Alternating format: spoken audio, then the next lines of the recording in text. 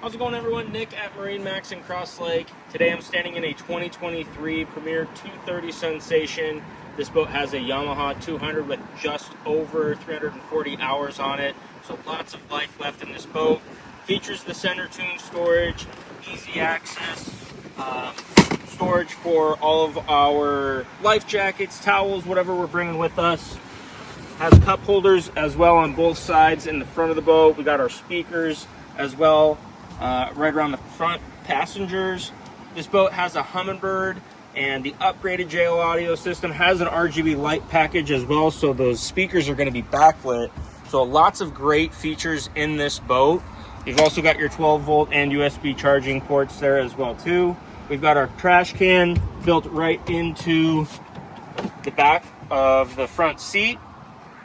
And then we've got this very nice rear entry layout with the table. So lots of space to accommodate our passengers. And then we've also got a changing station and nice storage back here as well too. You can check out this boat on our website at MarineMax.com. Stop at our Crosslake location and check it out for yourself.